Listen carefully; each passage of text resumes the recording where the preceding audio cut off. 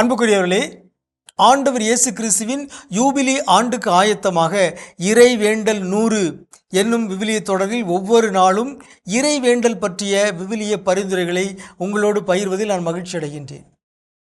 இந்த நாட்களில் யார் யாருக்காகவெல்லாம் நாம் மன்றாட வேண்டும் என்னும் விவிலிய பரிந்துரைகளை உங்களோடு பகிர்ந்து கொள்கிறேன். இன்று ஆட்சி தலைவர்களுக்காக மன்றாடுங்கள்.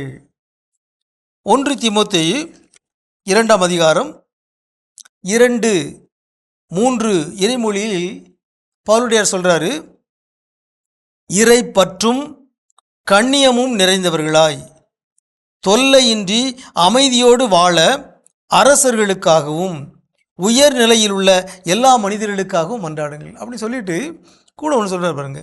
இதுவே நம் மீட்பராகிய கடவுளின் முன் சிறந்ததும் ஏற்புடையதும் ஆகும்.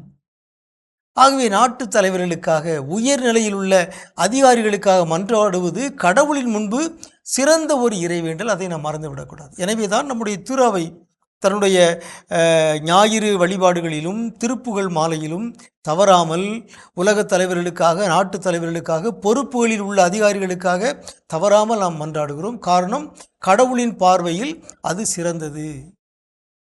பவுலடியார் ஒரு காரணத்தையும் சேர்த்து சொல்கிறார், தொல்லையின்றி அமைதியோடு வாழ. இன்னைக்கு பாருங்க, பல நாடுகளில் போர் மேகங்கள் சூழ்ந்திருக்கின்றன. பல நெருக்கடிகள், மக்கள் நெருக்கடியோடு வாழ்கிறார்கள், அச்சத்தோடு வாழ்கிறார்கள், உரிமையின்றி வாழ்கிறார்கள், உணவு உடையின்றி வாழ்கிறார்கள். காரணம், போர்கள், சண்டை சச்சரவுகள். ஆகவே நாம் தொல்லையின்றி அமைதியோடு வாழ வேண்டும் என்றால் அரசர்களுக்காகவும் உயர்நிலையில் உள்ள எல்லா மனிதர்களுக்காகவும் நாம் மன்றாட வேண்டும். ஆண்டவரே, அவர்களுக்கு ஞானத்தை தாரும், உம்முடைய கையால் அவர்களை வழி நடத்தும், அவர்கள் செல்ல வேண்டிய பாதையை காட்டும் என்று ஆட்சி தலைவர்களுக்காக நாம் மன்றாட வேண்டும். பாருக்கு நூலில் ஒரு வியப்பான செய்தியை நாம் வாசிக்கிறோம். பாருக்கு அதிகாரம் 1 11வது இறைமொழியில் சொல்லப்பட்டிருக்கிறது, பாபிலோனிய மன்னன் நெபுகத்நேசரின் நல்வாழ்வுக்காகவும் அவருடைய மகன் பெல்சாட்சரின் நல்வாழ்வுக்காகவும் மன்றாடுங்கள். இதனால் மண்ணுலகில் அவர்களது வாழ்வு விண்ணுலக வாழ்வு போல நீடிக்கட்டும். ஆகவே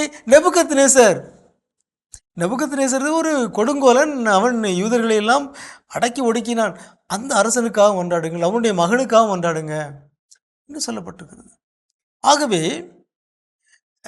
விவிலியம் ஒரு செய்தியை சொல்கிறது, ஆட்சி பொறுப்பில் இருப்பவர்கள் கடவுளுடைய அனுமதியின் பேர் தான் இருக்கிறார்கள்.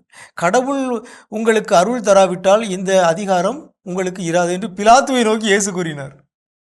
ஆகவே கடவுள் அனுமதித்ததால் தான், கடவுளின் இரக்கத்தால் தான் இவர்கள் இன்று ஆட்சி பொறுப்பில் இருக்கிறார்கள். ஏதோ ஒரு காரணத்துக்காக, சில நேரங்களில் நம்மை தண்டிப்பதற்காகவும் கூட.